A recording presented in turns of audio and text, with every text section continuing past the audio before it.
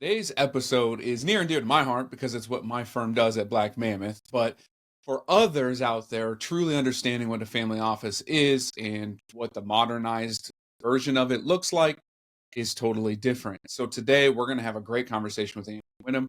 We're both going to attack this family office perspective, whether that's some news stories that just popped up, he told me off air, or getting you to understand what has been a family office, what truly is one now, how you can be a part of them, and then we're probably going to riff off that for a little bit. So I appreciate your time, sir. Welcome on. It's great to be here, man. It's so fun to talk shop with people who get you.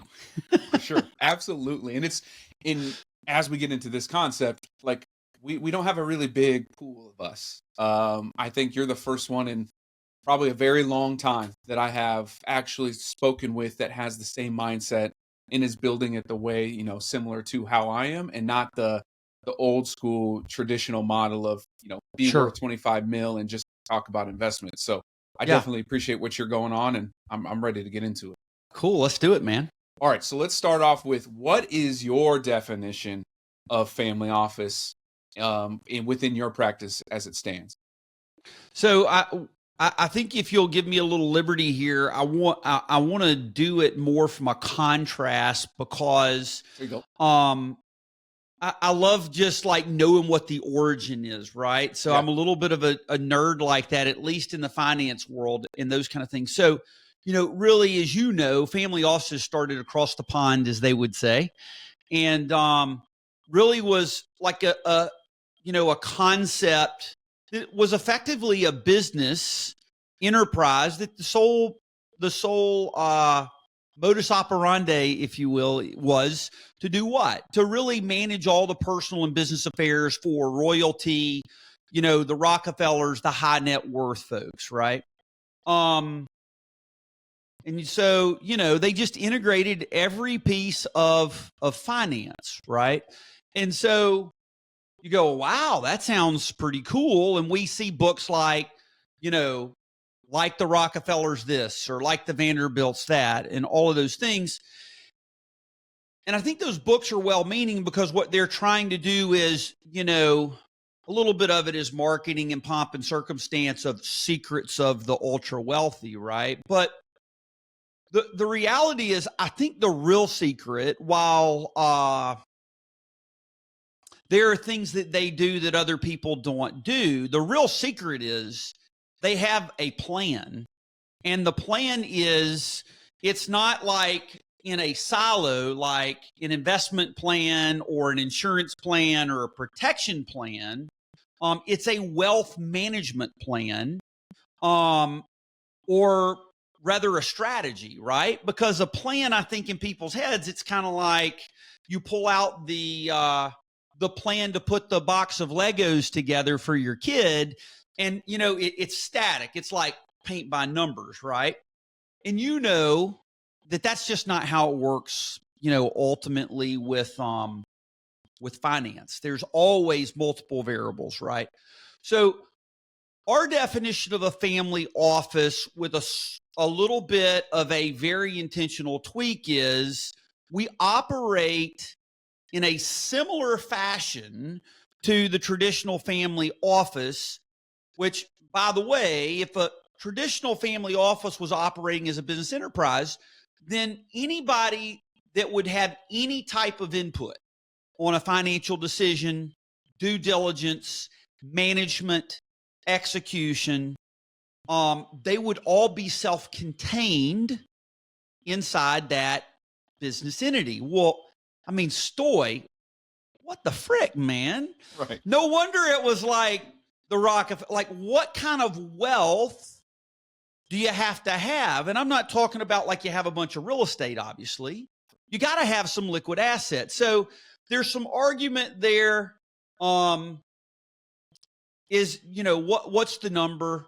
It's somewhere between $200 million to $400 million worth of liquid assets, like to really, for that to be a positive business endeavor. Well, okay, so what happens to all the folks that are making $1 million in revenue or $200 million worth of revenue? And so I just use that to dovetail my heart, my soul, my passion, my wiring, my DNA as entrepreneurs, specifically founders, man. Like this country is just founded on folks, not folks that pull themselves up by their bootstraps and do it all by themselves. That's a bunch of garbage. Nobody does it by themselves. It's people that see a need, see a problem, and they're so obsessively committed to solving that problem, meeting that need, that they disrupt some way something's being done, right? Like my current favorite story is Melanie with Canva. I mean, the gal was turned down over and over and over and over again. And now she's running a $200 billion company. Why? Because when she was 19, growing up in Australia, they were doing a high school yearbook and they had some financial constraints and some constraints where they couldn't go out and hire a firm. So these high school kids, you know, they needed a way to drag and drop and all of those things. And everybody said she was crazy. Well, how crazy is she now, right? Like, I don't know what percentage, but I would suspect a huge overwhelming percentage of the artwork, the creative visuals that we're seeing on TikTok, LinkedIn, Facebook, et cetera, especially from a business perspective, or flyers we're seeing for events, they're coming from Canva, right? And so, I just think that is just... it's just aphrodisiac, man. It's just awesome, right? So who helps those folks, right? Because nobody goes from everybody is, my coach would say when I was in high school, everybody's got to put their pants on the same way. Everybody's got to tie their shoes. You know, we don't have those shoes like in Back to the Future. Michael J. Fox drops his feet in and they just, one day maybe we'll have those, but not yet, right? So who serves those folks? And so I think the way that we came about this is I just got frustrated with business owners and entrepreneurs being so good at making money, but actually being more impressively capable of giving it away or not knowing what they don't know. I like to say, like, founders and entrepreneurs are a living, walking paradigm of the Dunning-Kruger effect, where just like when they started a business, they didn't know what they didn't know, and they just keep deeper and deeper. And then all of a sudden, like the sandbar drops off and it's like, oh, whoa, I'm like shoulder deep or in over my head, like just running the business. How could they possibly manage personal finances and all of those things? So our goal is to provide a similar thing like that traditional family office, but to leverage technology, coordinate all these subject matter experts by identifying, vetting, hiring, and managing them so that the business owner can spend 20 hours a year or less on all of their decisions and the execution. Now, that means we're doing all the due diligence, running all the numbers, but the reality is that's not what most business owners or founders are actually good at. So that's what we do. We call it Concierge, and in pure transparency, we tell prospects, clients, look, we're not the cheapest in town. That's not a brag. Like, we don't want to race to the bottom. We want to provide a concierge service. And I'm really grateful. Recently, we had a mortgage person. We've got a client that's relocating. And a networking thing, she said, people throw around these words and terms. You've known Andrew in our networking group for a little over 2 years. He says concierge. And just candidly, I'm kind of like, yeah, right, whatever. But in my first interaction with him, like, I've been blown away. My experience is like, you remember the first time when you were a kid and you went to a hotel, and then maybe you won an award trip or you got to go with a wealthy friend to the Ritz, and you're like, oh, wow, holy cow. Like, working with him and his clients is like a Ritz-Carlton experience. And so I don't know that it's like that every time, every moment for every client, because we're human and we make mistakes, right? But incredibly just rewarding that at least some of the time, hopefully more times than not, that's the standard we're trying to hit, is that type of an experience. So, and for founders, I mean, we feel like we're giving them the greatest gift they could have: discretion of time back. Absolutely. Yeah. And you use Concierge, I use Modern Family Office. They're both one and the same in terms of it's about the experience, right? Mm-hmm. Business owners wear too many damn hats, but truthfully, they're good at a lane or two. There is countless lanes that they have to think about, right? Whether that's, your payroll, your books, your financials. Oh, by the way, personally, how are you investing? How's your life going? Life insurance, all those things that like a normal everyday person, let alone if they're a business owner or not, still can't grasp, right?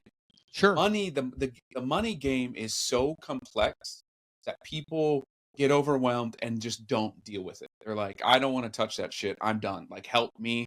Or they stay where they're at. And I think that is one of the biggest misnomers or reasons for people not truly building up their wealth and creating generational wealth, is that simple fact of it's so complex. It is overwhelming. Sure. And if you get it wrong, you really get it wrong, right? And then, you translate back to what a traditional family office is, and they're doing all those things. Now, are they making a lot of money on it? Yeah, obviously. But the family says, hey, I'm going to pay you because I don't want to miss anything and I don't want to do it. Well, guess what? Just because they're wealthy doesn't mean the poor don't want to do it either, right? Now, is there a sweet spot? I do believe so. Obviously, business owners are one of the, I guess, best clientele for the situation because of the complexity. But it comes down to being able to take some of that situation off of them so they can do what they're really good at, and then figure it all else on that back end, right? I think one of the toughest things for me when I'm explaining what we do is not necessarily the tangible items, your investment plan, your insurance plan, and all of the stuff. Sure. It's all of the other stuff behind that. The conversations when they want to jump off a cliff and deal with things. The crazy opportunity, or the crazy thing that comes up from the IRS when they send a notice and, oh no, payroll taxes, or hey, I need to vet this deal out and I'm sorry, but I need to know in 24 hours, right? Like all of those other scenarios and conversations never come to light in traditional planning. Obviously the traditional family office model that you're usually really private, like those things are what truly matter more to the clients than my investment plan, my insurance plan, my goal plan. Like those matter, but it's those intermediate things. How do you let, prospective clients know, anyone listening to us know, or others in this industry know, like, yeah, the plan's cool and all, but it's that intangible part that you just don't know of. How do you talk through and let people know all of the other things that go on behind this? Well, I think there's a couple of things to consider there. Number one, just like with, whether you call them personality tests or all those things, think DISC, think Colby, think all those different things that measure whatever. I think you have to think about who are you and who can you serve best. So I think just a general business fallacy is, as Zig Ziglar would say, you can be a wandering generality or you can be a meaningful specific. Okay. And so if you're busy trying to help everybody, then you probably are not really exceptional at helping anybody. Right. Or if you're trying to make everybody happy, I'm not sure that's doable, but I'm virtually certain it'll make you extremely unhappy. Right. And so, I think that's a component. So in speaking about that, there's basically 9 different types of personalities of high net worth folks. I have a strong, our focus is founders who are faith forward, purpose driven, and legacy committed. Okay. So, one of the personalities would be, might be called a mogul or a power broker. Like they see money as power, right? And so And that's okay. That's just not who, for instance, I personally resonate with, right? There are some folks that see growing a business as a direct validation or reflection of who they are, or something like that. I used to think that was cool till I was playing golf with this guy, and I learned at the second tee, he had just sold his business for $300 million. And so I just asked him, Stoy, hey, so I'm curious, if you had it to do all over again, would you do it again? And if so, would you do it exactly the same, or what you would do different? And actually, what was crazy about that is he said, no, if I had it to do over again, I would not do it again. And you're like, wait a second, $300 million, like less than 1%, right? Get in the $10 million plus, like, are you smoking crack? What's wrong with you, right? And We're back, wearing different clothes, had some technical issues, but we're going to continue on with part 2 here a little bit more. Andrew, I know what's funny is we did this over a couple of days, and you had said something about family offices. Someone brought stuff up. I tweeted this morning about diving into deep what a modern family office is. It's starting to blow up a little bit, which is funny because one of the advisors, one of the planners on there said, the reason people do not have family offices is they don't know that they can get to be part of one. They didn't know they could hire this service. They think it's left for, the multimillionaire, billionaire type. So I want to kick it off with, this topic specifically right there. Why, in your opinion, is there not more of us in this industry, in the family office side of things, offering services to those that really, truly need it, but aren't worth multi-millions and billions of dollars? That's a big one to unpack, and I think there's a lot of reasons. But to minimize the risk of going on a huge rift that I'm really capable of, I think the core things, if we keep it really common sense simple, that might not seem so common sense. Number one, the reality of a more modern family office, it is a disruptive entrepreneurial endeavor in and of itself, period. Okay. So, I mentioned previously, like, our core focus is founders. Okay. Why? Because that's who I am. It's how I'm wired. It's what's in my DNA. And so on a basic service level, I think we're most equipped to help those folks that are similar to us, not like us, not mirror images of us, but very similar, right? We've had similar experiences. They're 5 years, 10 years behind us. So we kind of just have a wisdom that they don't have.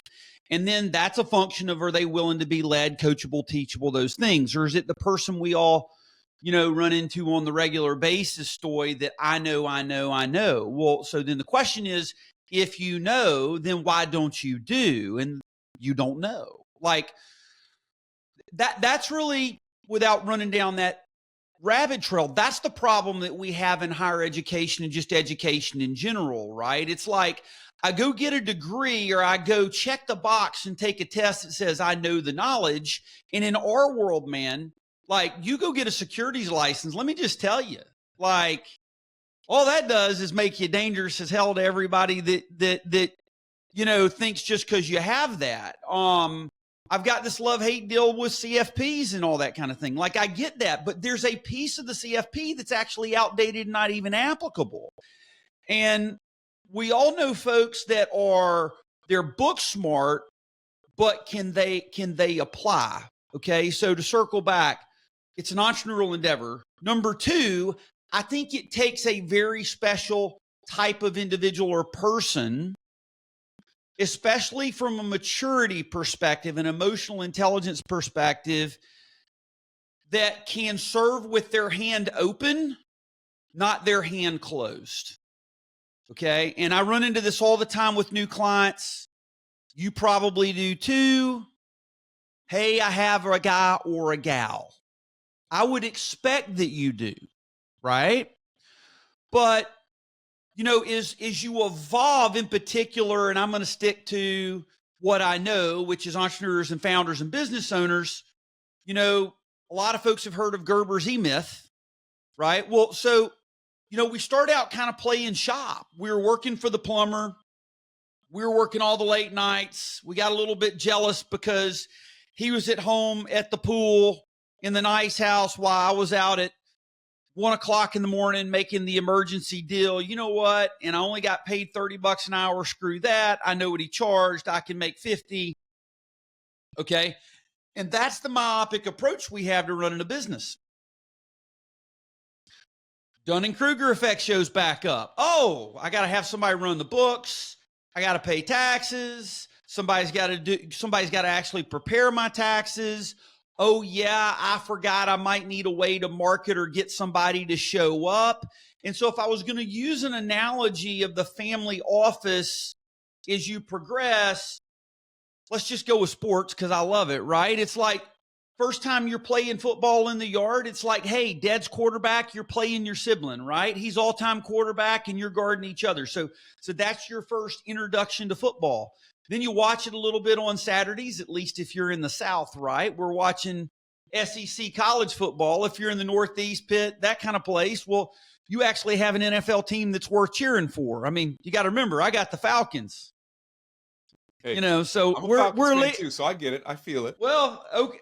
I guess I have to be a small Falcons fan just purely and simply because they're in Atlanta, right? But I mean, it's like, how the heck did we let Brady come back and beat us like that? But yeah, that one still hurts. I promise. Oh, it does, brother. It's deep, right? So, but then you grow up and maybe you play a little peewee football or you get exposed to it like that type of a deal, right? But if we think about the essence of a family office, we watch people play on Sundays, Falcons or otherwise, right? And it only takes 1% to 3% to be the difference in a win. Like the year the Falcons made it to the Super Bowl as an example, they won 6 games by less than a field goal. Okay, the following year, they lost 9 by less than a field goal. I mean, it was like we lost by 1 point, a field goal kick at the end of time. Like it was just like I was watching the same movie over and over again that year, right? So what we don't appreciate is, because we don't know, is that behind the scenes of those NFL organizations, and even now with college organizations with NIL and all those things, there is staff out the wazoo that supports all the preparation, all those things. So bring it back to a business owner. They start out and they're making, enough to pay themselves. Well, then they break through a bottleneck. Now they've got a little extra. Maybe they go S Corp, right? Why? Because they'd like to eliminate the FICA tax on a portion. Then they have a breakthrough and they're able to pay themselves, $600,000-$700,000 a year. Well, now the complexity, gets bigger. We're not just like drawing up a route you run down and out on your hand in the backyard. Now we've got some complexity because the opponent gets bigger. Well, finances is the same way because, we're in a war to, realistically for our time, our money, our attention. Right. And so I think it's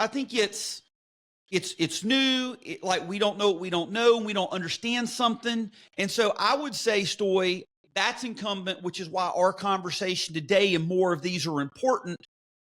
Like we've got to communicate better. Like we have to be able to help somebody understand the essence. And I've spent 2-3 years to get down to our team simplifies, automates, and coordinates every aspect, including hiring and coordinating your subject matter experts so that you can spend 20 hours or less on all your business and personal financial decisions. Like, bro, that's a slog fest, right? It's like because you don't have 45 minutes to tell somebody what a family office is, So I think there's that piece, but I also think that there's a piece that sometimes we don't know how good it could be. And so we have a hard time valuing it at a base level. How many business owners don't have a bookkeeper? Like a bunch. You know what I'm saying? And so you hear business owners say, well, I can't afford one. Like, you can't afford not to. Right? It's just where are you spending your time? So I don't know if that answers it 100%, but that's kind of the random musings of that piece.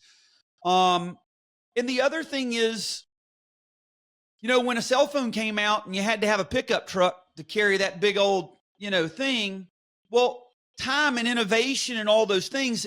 And you get to look at every situation as either a problem or an opportunity. I seek to look at COVID as an opportunity.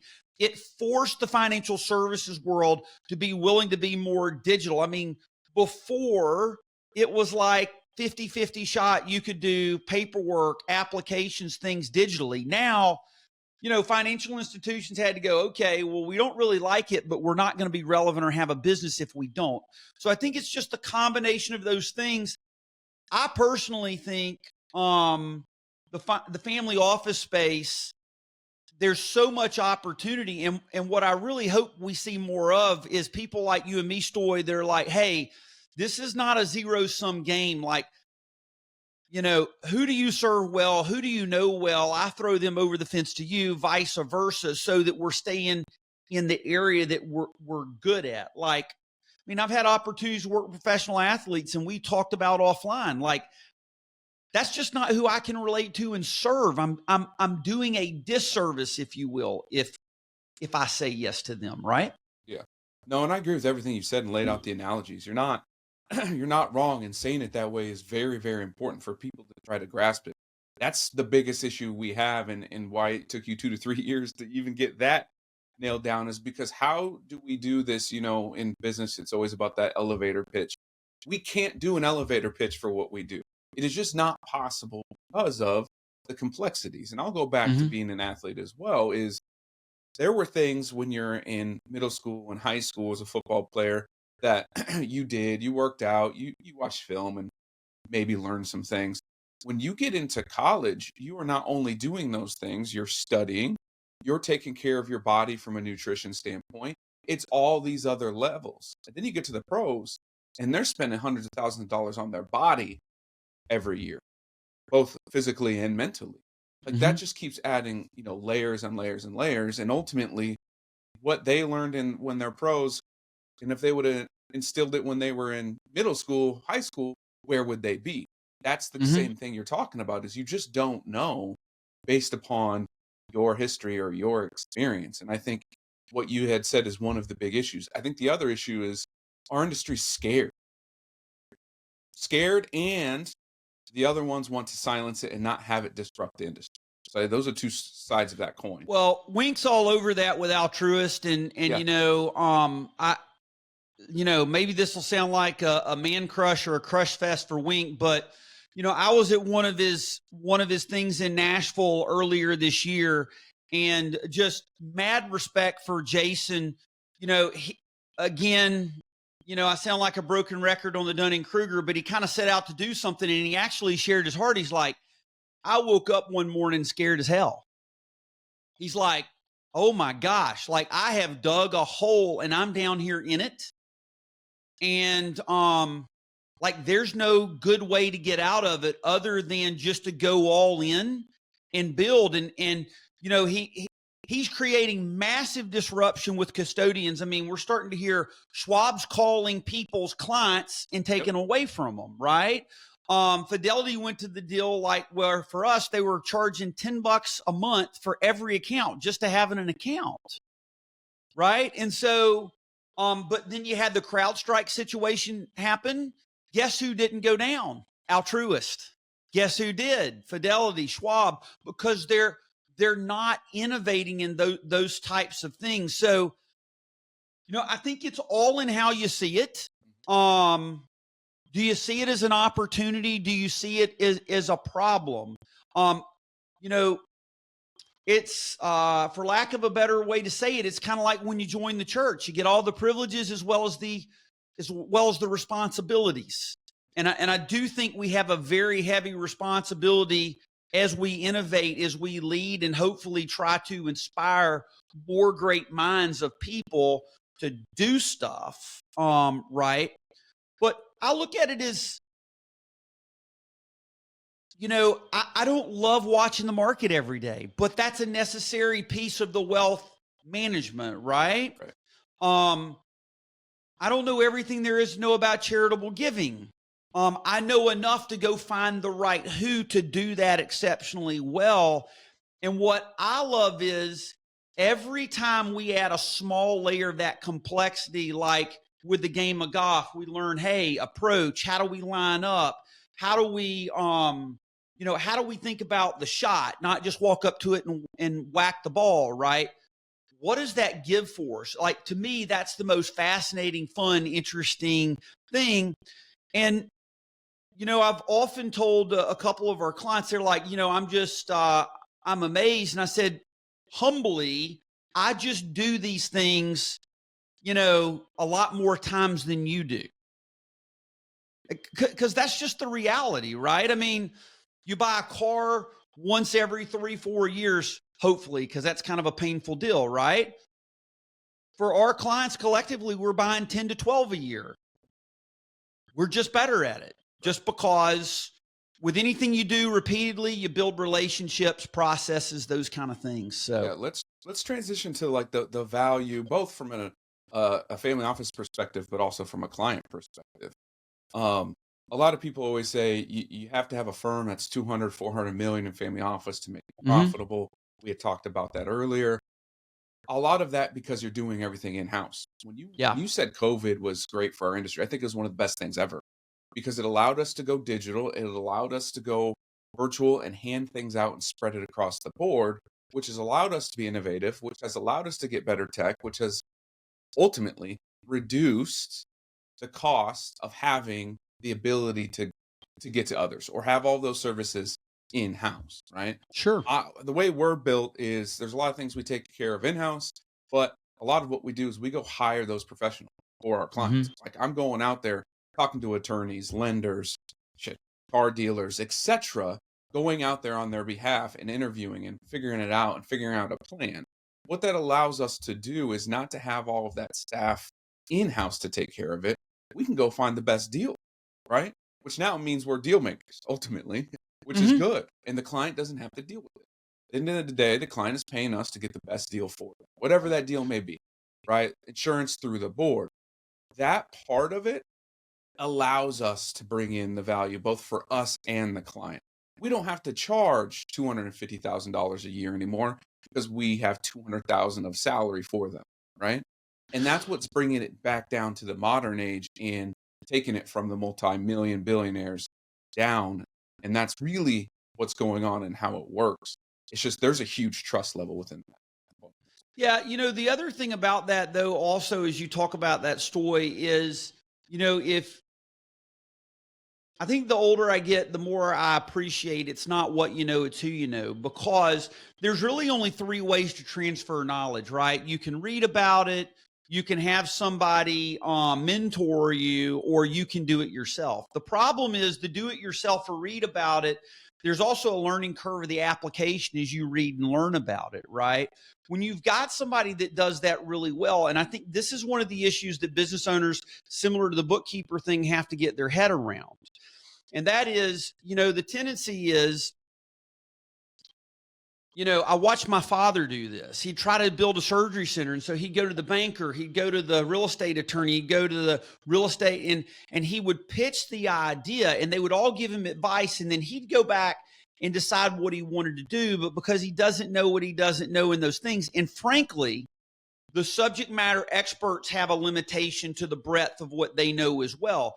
But collectively with them, which I think is what's so special about a family office wealth team approach, is you benefit from that professional oversight in integrity and accountability, because the real estate agent's not going to let the mortgage person take advantage of you and hide fees in the origination. Why? Because they deal with multiple mortgage folks, so they don't work in the mortgage world, but they know what a going rate is just by proximity, right? I mean, like recently I had a CPA that referred over. He's like, hey, got a client I want you to do a SEP with. I'm like, okay. He goes, well, he doesn't want to have to fund, the employees. So that's why he doesn't want to do a 401k. Okay. Well, a SEP doesn't get him out of that. Right. And the CPA is not making the referral. Like, he's not trying to make a mistake. It's like, it's just, he doesn't know what he doesn't know. The power and the synergy of that is so important. And, that's where small wins make it worth spades for what we get paid to quarterback. Because, said simply, it's the analogy we've all heard where the guy goes into the factory, it's not working, he's in there 15 minutes, comes out, hands him $100,000 invoice. The owner says, whoa, like, what the heck? You were only in there 15 minutes. I need an itemized bill. So he, $5 for the bolt, the rest of it to know which bolt to replace and where to screw. I think that's the one thing that technology and innovation that people have to begin to warm up is that when you get crucible moments like COVID, people tend to revert to what their core is to survive, which are their unique capabilities, right? And so, when you hear somebody speaking or an expert in an area, you're not paying for the individual service. You're paying for the education, the reps, the knowledge, the experience. I mean, you're not paying Jaden up at Washington because he's going to, like, he spent years throwing, crafting, lifting, taking care of his body, working on his mind, working on his leadership. Like, those things take time. That's why people pay what they pay for a Rolex. So I think you have to decide, are you willing to pay or what it requires to have a standard of excellence? And there are different levels, of course, right? Yeah, but the other piece about a family office I think that's easy to miss is the cost of it can be scaled up and down based off of what you need. And that's what's so beautiful. I mean, the place I struggle is our market's not that entrepreneur doing $1 million in revenue that's a services, but brother, there's a need there, right? It's just, that's not where my heart is and all. I mean, I think there's so much room for growth, and it's not a zero-sum game or there's only X number of pieces of the pie. So I don't want you to get clients because then I won't be like, it's just not that at all. It's so much bigger than that. It's way bigger than that. It goes way deeper. Let's hit upon that a little bit because I want to talk about the differences in our services. Everyone's like, well, you guys do the same damn thing. We don't, right? Mm-hmm. So talk us through, and I want to call them minimums, but talk us through your ideal clientele. And what, you average, obviously we all have ranges in terms of what we charge them, but talk through a little bit of that of a normal person that comes to you that is in your pipeline, exactly what you wanted, kind of what you would charge. And then I'll do the same. Yeah. So we work with founders only. That's it. You walk in, you're Bill Gates. That's awesome. We're not well, I guess technically he would be a founder. Technically, yeah. But in fairness, that's also outside the realm of where we play in terms of capability. And Bill's got his own family office, of course. We're generally working with business owners that are doing 5 million to 200 million in revenue in between.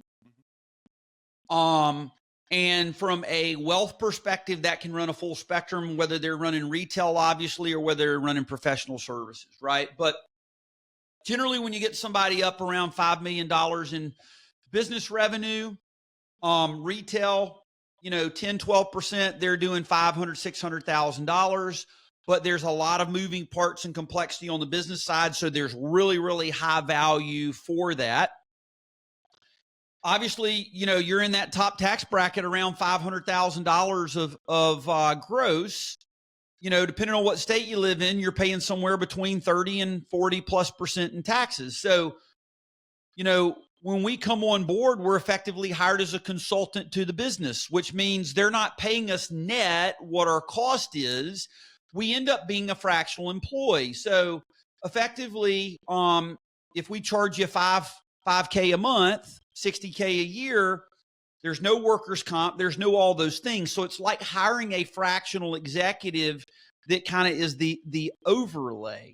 And I think often people are like, well, isn't that what a fractional CFO is for? Not really, because somebody who's a great fractional CFO still doesn't have the capability to coordinate on the personal side. So a lot of times we're a huge wingman to that fractional CFO, if you will. So you've got that component that's there, but you could also have somebody doing $5 million in revenue in professional services or something like that, and they could be doing $4 million in revenue. Here's what I know though.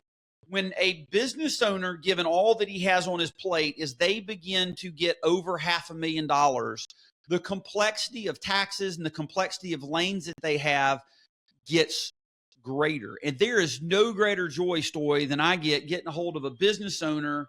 And you could put like a research and development tax credit that they just don't even know is there. And all of a sudden they're not making 500,000, they're making 650, right? So, we're working with founders, typically faith forward, purpose driven, legacy committed, meaning it's more than just the money. I routinely see LinkedIn and otherwise where folks are talking about, slats, crats, and all of that, all of those, and all of that's right. Yeah. And the reality is, that solves the problem of the money transfer. It does not solve the problem of the wealth transfer sustainably. And so it's the skills, the values, the experiences, those things must be foundationally there. And when they're not, that's why we see less than 3% of wealth transferred past G3. So that's where my heart, that's the part that keeps me really inspired and motivated, because as I try to figure out that for myself and teach my boys, then I get to apply that also with our clients. And, for example, one of the things we're looking to do, Stoy, is to start doing a annual family meeting for all of our clients. Right? We've never done one. That's something we're working on in 2025, where we just progressively try to grow the value and the impact, of that offering. And when you mean the entire family, for everyone listening, he doesn't just mean like mom and dad. He's talking about the entire chain, right? Yes. Kids, grandkids, if they're at that level, the entire family, not just his annual meetings. I would assume you're doing meetings and meeting with them always, but the entire generation. Very good. And thanks for that clarification. So I would call it more like a family might think of it like a family retreat. There you go. With a focus. And two great books for folks listening. I love Andrew Lowell's book called Riveted. It talks about 40 something values. And so that's a thing where, my value is not the same core values as my kids, but they're usually close. So it's a function of helping them understand, why we are what we are, how they can be who they are, but it's not exclusive, mutually exclusive of one another. They're a progression or derivation. And a lot of it's just good people skills. Yep. You know what I mean? So that's who we want and love to serve. But just as importantly, we want and love to get people who don't fit in that to somebody just like you, which is really how we started this conversation that led to the podcast, right? Yeah, you're right, because ours are drastically different and drastically the same at the same point, right? You're looking for, 5 to 200. We really start at, I think your gross income for your business is in the 500, 600 range on up to about 5 million. That's where our sweet spot is. Again, we work with minority and female business owners almost exclusively because we love the ones that they care more about people than money, right? Mm-hmm. First and foremost, they're wanting to leave some type of legacy, but also they're building, right? They're in this really big growth build mode. They just don't know. They just don't know what they don't know. And ultimately, that's where our sweet spot lies, which is, different than yours, but we're doing very similar services. And I run across all different sorts of people all the time. And it's like they don't fit, exactly what we want to do. And that's okay. Right. And so we'll scale it up and down, but typically we have an intro of like 1,500 a month for various limited services through 9,000 plus, depending on your complexity. And I get Mm-hmm. asked this question all the time of like, what the hell does that mean? It's like, sometimes we get in and I'll do this. I'll set it up as the agreement of the first 6 months, we'll run at a number and then we're going to figure it out because we got to grow together. In the next 6 months, probably a different number. And the next 12 is probably different because there's these complexities that take time. I think a lot of what we do takes time and people don't understand that either. This isn't you hire us and then 30 days later, everything's perfect and, you know, efficient and everything. Like some of these things take time. Some of them come up at a different time frame. Taxes, for example. Yeah, we can handle them now, but you also don't file them for later. Or tax codes change or, the cycle of business changes. And so Sure. I try to reiterate to everyone, this is a journey. We're in this thing together. We're Well, we part of want, whether you call it your fractional, employee or we're your fractional family too. Like that's how yeah. close we need to be with things in order to either get ahead or adjust as we go. Yeah. In really to speak to that is we want engage somebody who we don't feel like is honestly committed to a 1 year foundational scenario. But I would also say with that story, at least me personally, I feel a really high level of burden obligation to deliver to deliver a wow experience, if you will. It's interesting. There are 9 categories that have been identified as ultra high net worth or high net worth folks: family stewards, independents, phobics, which is a really weird word. I don't want to be a phobic, but anyway, and that doesn't mean you have phobias, by the way. There's moguls, there's accumulators, there's gamblers, there's innovators, there's anonymous, meaning folks that want to be completely off the grid as much as possible. A lot of those tend to be, way up in the wealth spectrum for obvious reasons. But the ones that I really, really relate to are the family stewards, the people who, like you said, the finances are a function to care and love and to grow the people and the causes, or the people inside the causes that we care about, so deeply. And what I love most about that group, and I sense is similar to you, would love your thoughts, is I love their stewardship and desire to mentor and lead and to grow personally, but also for their kids and for other people. Versus nothing wrong with the mogul or the VIP who needs the $250,000 car to validate, but that's just not how I'm wired. I love being in the stickiness, the richness of relationship. Yeah, 100%. Absolutely 100%. In the good and bad with that, like the stickiness is what you're talking about. Yeah. Sometimes things pop up, things happen, right? For example, one of my clients right now had to fly to Seattle because her mom's not doing well and fell on her face and had to go to the emergency room. And being able to support that and be in it with it and feel that. Now, obviously, nowhere near feeling the pain and the anguish she's going through, Sure. but feeling and putting some of that on our own shoulders to then make sure, hey, the business is still operational and doing everything on the back end to make sure that my client can focus on her mother, right? Doesn't have to focus on those other things. And that type of relationship, one, doesn't usually happen overnight. And two, is so deeply rooted in, core beliefs and values and wanting to give back that if someone comes to me and is like, hey, I just want to take this million and make it 100 million by next year, like those things don't align with it, right? Good luck, have fun doing that. But it's that core, just downright, it's real people having real conversations always. Those types of people that exactly who I want to work with.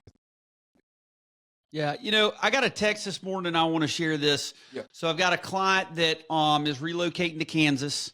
He owns a business, but she's got an executive position, and he's restructured his business thanks to COVID, where he can do it, almost anywhere. Right. And so inside 30 days, we've helped them locate a house, finance it, close it, that's tough to do. Right. And so we're in the closing week of that, but we had to decide where we were going to take the funds for the down payment on the new house while there's, the 60 to 75 day lag of selling their existing house and proceeds. And, she called with a problem of, well, I can only move $100,000 per day per transaction. And I said, well, we could wire, $20, $40 total for the wire. Oh, that's awesome. And then she says, there was a point in time not so long ago that this type of transaction would be unheard of or not even fathomable for, we'll call them the Smiths. Thank you. And frankly, that's the best paycheck I could get, right? Like, that's somebody who's winning at life, that it's not because of me, but we've been able to support that being, more true. And if there's any piece that I could say for somebody who might be listening to this, you, me, we have the ability to give the most incredible gift back to these business owners and these entrepreneurs. That's time, discretion of time, where you can get back, because of multiple layers of efficiency, like you're talking about.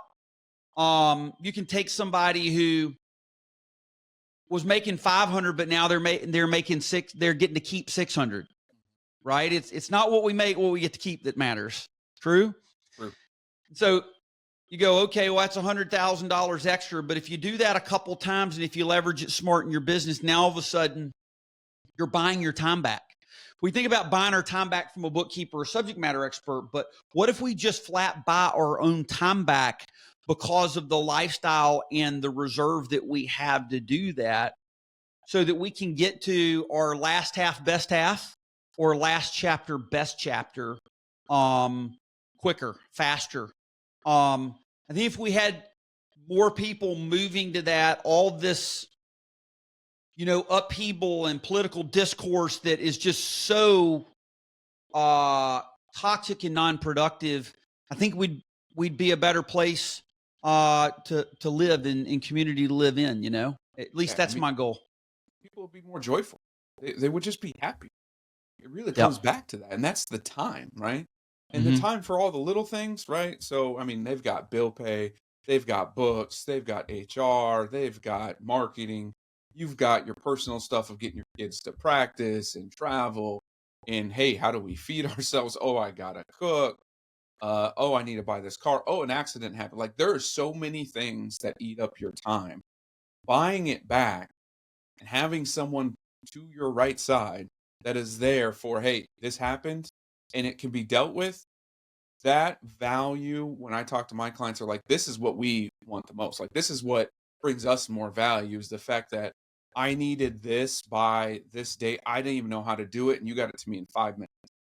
Like, how did you even know? It's like, because I've done the reps. That's I've right. taken the time, right? I've done all of that to cut down your time, ultimately. And that value, when my clients talk about, they're like, it's far none. There is too much return there that I don't even know what to tell you. And those conversations are what make me feel good, and what motivates me every day is to make sure we can do. Well, it's a game for us. That competitive gene for me is, okay, so we buy the car the first time. Okay, it took the client 45 minutes. It took us 3 hours. Okay, next time, how can we make it 30 minutes for the client and 4 hours for us, right? But, the other thing I'd be remiss to say is, one of the things that I experience, I'm curious if you have a similar set of experiences as well, is I often hear clients, prospects say, I love what you do. I'm not sure if I'm big enough that I deserve it yet. And here's the key word, deserve it, right? And recently this came out because I was having a conversation with my wife about, we were going back to hire somebody to clean the house. And so I asked her to fill out what we call an impact filter, because I've hired somebody before and it got to be more of a frustration with her not being happy.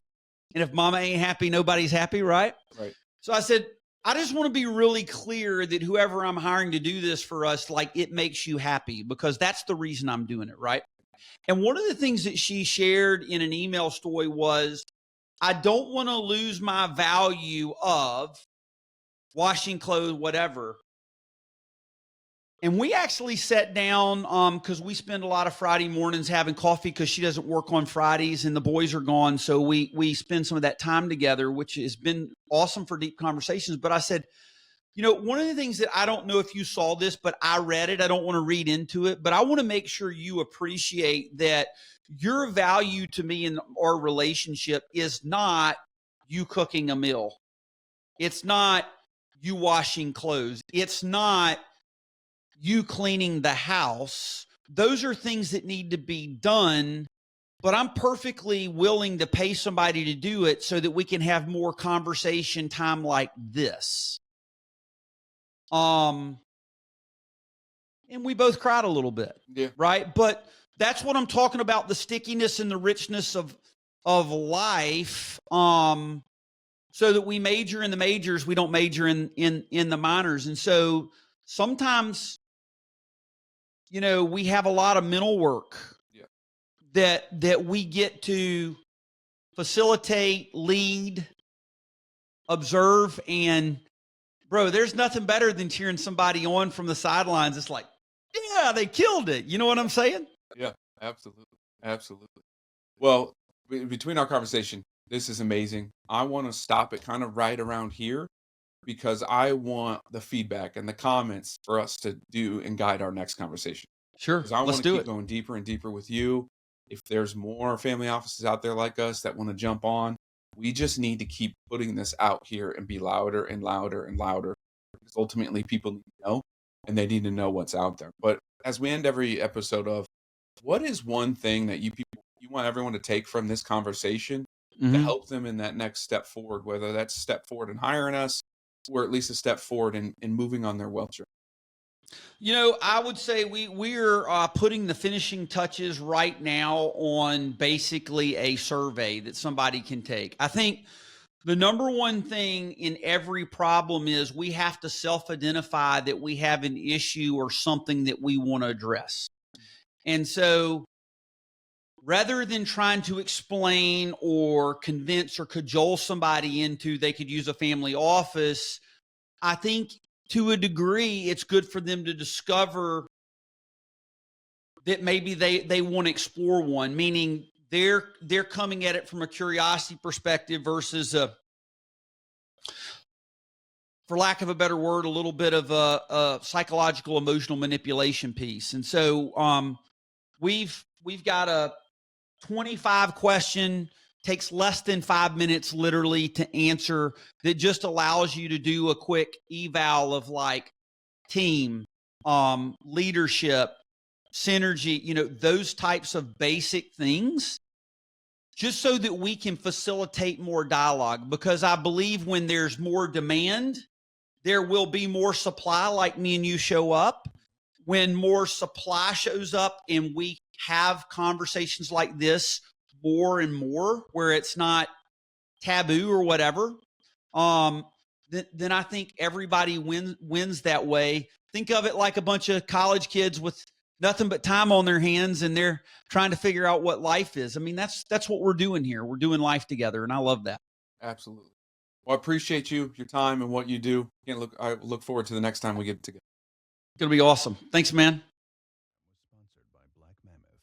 Any awards, rankings, or recognition by unaffiliated third parties or publications are in no way indicative of the advisor's future performance or any individual client's investment success. No award, ranking, or recognition should be construed as a current or past endorsement of Black Mammoth. Information regarding specific awards, rankings, or recognitions is available on the Black Mammoth website, www.blackmammoth.com. All investment strategies have the potential for profit or loss. investment strategies such as asset allocation, diversification, or rebalancing do not assure or guarantee better performance and cannot eliminate the risk of investment losses. There are no guarantees that a portfolio employing these or any other strategy will outperform a portfolio that does not engage in such strategies. This broadcast should not be construed by any client or prospective client as a solicitation to affect or attempt to affect transactions and securities or the rendering of personalized investment advice due to various factors, including changing market conditions. The information discussed in this broadcast may no longer be reflective of current positions or recommendations. While information presented is believed to be factual and up-to-date, Black Mammoth do not guarantee its accuracy, and it should not be regarded as a complete analysis of the subjects discussed. The tax and estate planning information discussed is general in nature and is provided for informational purposes only and should not be construed as legal or tax advice. Listeners should consult an attorney or tax professional regarding their specific legal or tax situation. Past performance is not indicative of future results.